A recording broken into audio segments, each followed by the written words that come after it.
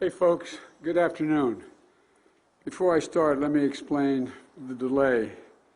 We wanted to make sure that we're doing everything by the numbers, and so I got two COVID tests this morning, one in Delaware and one by the former White House doc who came up, and everything's clear. We wanted to make sure everything was clear before I came. And we were supposed to have an event after this at a headquarters, but based on the crowd size and an indoor, it was concluded by the docs that best not to do it. But I want to thank all of you. I want to thank Matt. And Matt, you're dead right. You were putting yourself on the line, and a lot of other people did all across this country in your union. And I want to thank David Way, Secretary Treasurer of Local 951, for having me here today. Look, I'd like to start by acknowledging, which I'm sure all of you do as well, sending my prayers for the health and safety of the First Lady and President of the United States after they tested positive for COVID-19. My wife Jill and I prayed that they'll make a quick and full recovery. This is not a matter of politics. It's a bracing reminder to all of us that we have to take this virus seriously. It's not going away automatically. We have to do our part to be responsible. It means following the science, listening to the experts, washing our hands, social distancing. It means wearing a mask in public, and it means encouraging others to do so as well. It means having masking mandates nationwide. The director of the CDC, the Center for Disease Control, Dr. Redfield said, and I quote, and he held up a mask, he said, "These face masks are the most important, powerful public health tool we have." Then he held the mask up again and said, "This face mask is more guaranteed to protect me against COVID than a vaccine," end of quote. Leading scientists from the University of Washington tell us that we can save more than 100,000 American lives in the next 100 days alone if everyone wore a mask in public. So let me repeat that because it's so important. We can save 100,000 lives in the next 100 days, according to the head of the CDC, if everyone wears a mask in public. So be patriotic. It's not about being a tough guy. It's about doing your part. Wearing a mask is not only going to protect you, but it also protects those around you. Your mom, your dad, your brother, your sister, husband, wife, neighbor, coworker. Don't just do it for yourself. Do it for the people you love, the people you work with. The seriousness of this virus also underscores that we need regular testing with results turned around rapidly and that's available to everyone. It's not just the folks in the White House or who travel with me that deserve regular testing. It's folks in the meatpacking and food processing plants, grocery store workers. Every single American deserves safety and peace of mind. And it means we need transparency. Those who test positive need to participate in contact tracing so that everyone who they may have exposed can get tested themselves. That's how you stop transmission for any epidemic. It's basic. We need to take the science of fighting this disease seriously if we're going to save lives. And above all, the news is a reminder that we as a nation need to do better in dealing with this pandemic. Taking these steps is how we'll protect ourselves, and just as important is how we will protect one another. I hope that all those who are fighting this virus, including the First Family and so many Americans today, recover and recover soon. My prayers are with the families of the more than 207,000 Americans who've died from this virus. Many of them got up this morning at the breakfast table with an empty chair of someone they lost and they loved. We understand. And there's more than 7 million Americans who are now infected, have been infected. That includes folks here in Grand Rapids and all across Michigan, especially all of you with the UFCW, who are on the front lines of this pandemic and on the front lines of this economic crisis. UFCW workers who have always been on the front lines of fighting for dignity and respect you deserve. I know it's been tough. This morning, the September jobs report came out, the last one before Election Day. I'm grateful for all of those who were able to get their jobs back to work again, but there's fewer jobs than we had hoped for. Millions of families, millions, are still wondering when it will be their turn to come back from the brink. And the signs, according to the national press, are not encouraging. Once again, the pace of job gains is slowing down. Once again, we're seeing temporary layoffs turn permanent. This month marked the largest single-month increase in long-term unemployment since we started keeping records in 1948. There are now an additional 781,000 Americans who've been trying to find work for at least 6 months. They've been looking for work for at least 6 months and haven't found it. And in the past, that's a sign for permanency for them. We're still down 647,000 manufacturing jobs nationwide since the crisis started. All told, we are now 30 million workers who have either lost hours, lost paychecks, or lost their jobs entirely. Participating in the labor force, participation fell last month and remains sharply down since this crisis began, especially for women. There's another roughly 700,000 people who've dropped out of the labor force, stopped looking for a job. The vast majority were women, demonstrating once again how this economic crisis has been especially tough on women and families in this country. This will be the first presidency in modern history to leave office with fewer jobs than when it came into office. Michigan has lost more than 361,000 jobs since the beginning of 2017. In fact, factories were already closing before COVID, like the Knoll plant here in Grand Rapids. They announced back in January they were shutting down and cutting 210 local jobs. Manufacturing has already slipped into a recession last year. The net loss of auto manufacturing jobs you saw here in Michigan. And that economic pain was only amplified by the pandemic. Your schools and local businesses are closed, like all places around America. More than 26 million unemployment claims were filed by Americans last month. 46 million Americans have exhausted their emergency savings. And essential workers here in Grand Rapids won't forget how the UFCW members saw their jobs turned suddenly into a life and death task. Folks, today's report reinforces another painful trend, the continuing of what economists call a K-shaped recovery.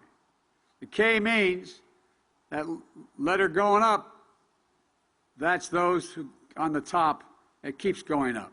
While everyone else in the middle is going down and below, we're seeing things get worse. It means essential workers, UFCW workers, who sacrificed to keep us going through the pandemic and continue it, are being left behind by the most unequal recovery in modern history. Because while workers are struggling, and this is a fact, the top 100 billionaires in America have done pretty well, just the top 100 of them.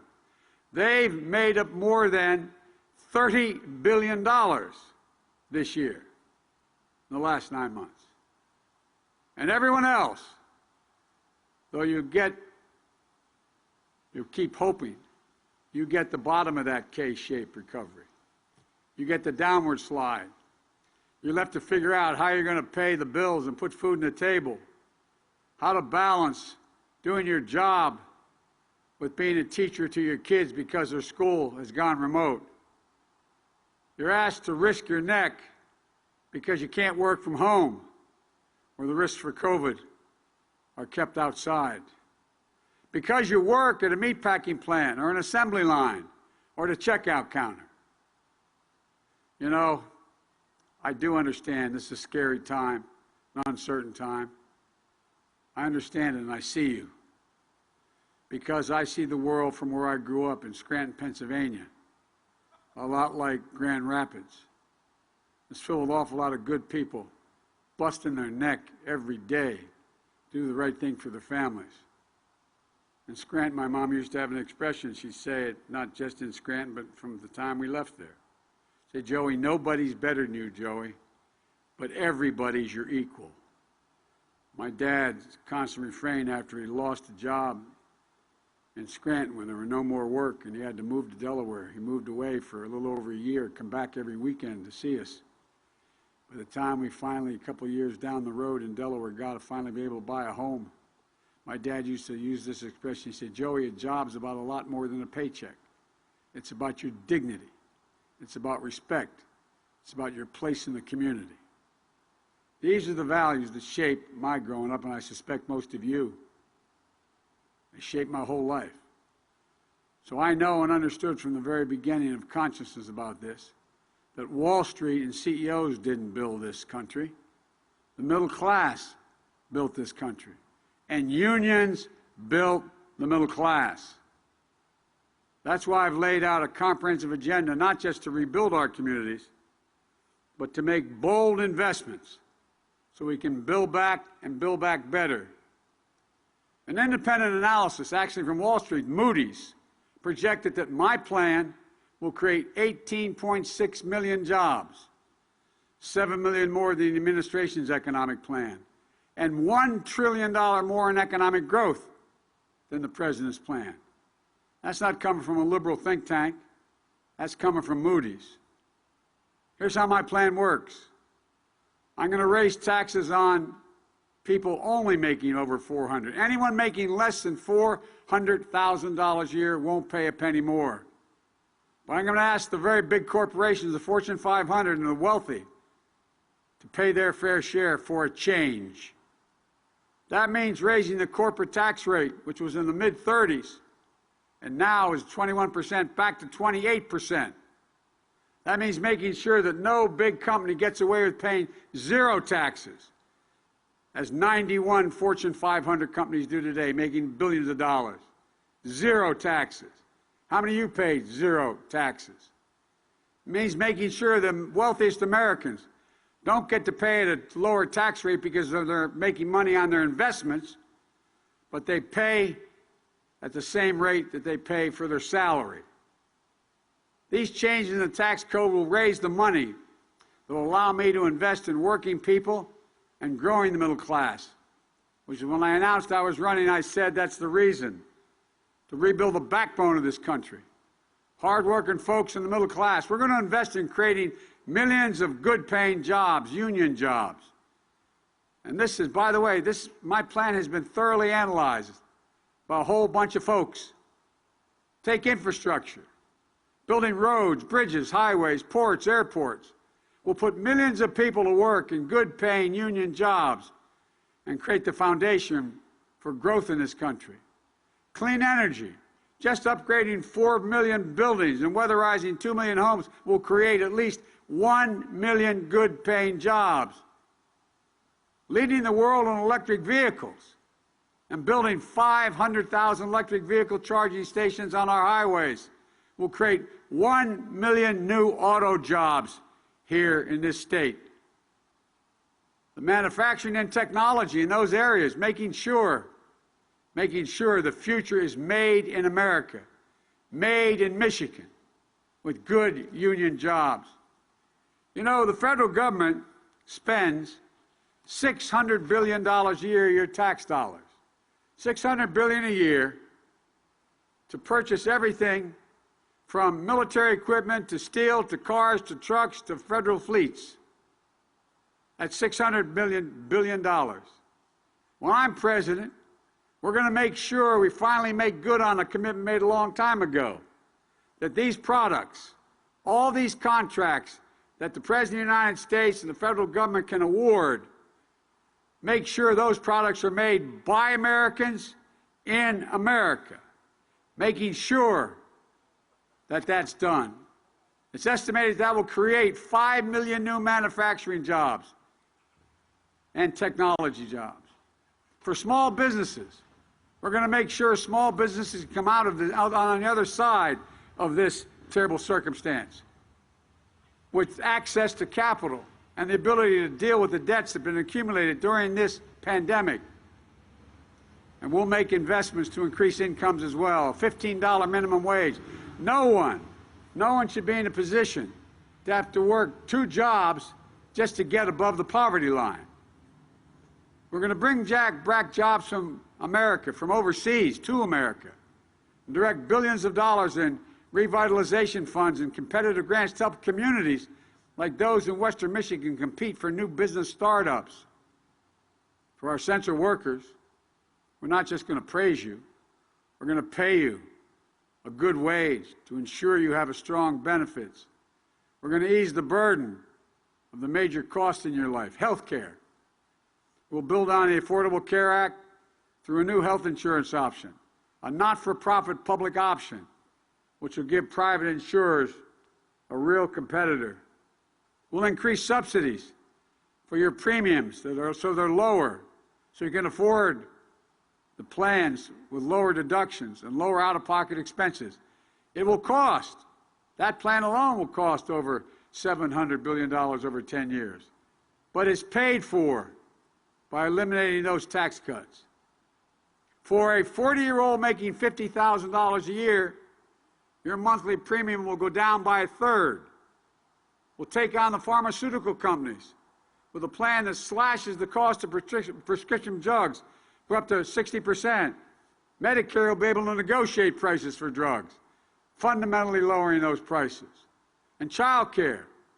A lot of you are dealing with that now. How do you go to work if you have work and take care of your kids or an aging relative that's in trouble?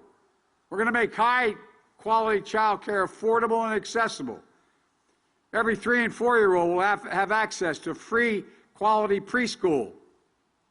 We're going to make sure that low- and middle-income families will never have to pay more than 7% of their income for caring for a young child. And education beyond high school. We're going to make sure that 4-year college tuitions of a state university is tuition-free for any family making less than $125,000.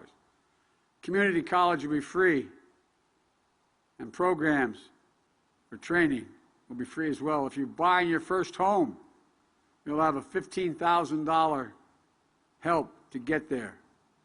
These are all things that people have been talking about for a while. We're going to protect Social Security, increase the benefits for millions of seniors. The President's talking about eliminating the withholding tax.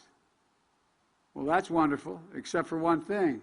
The actuary at Social Security said if that plan goes through, Social Security will be bankrupt by 2023.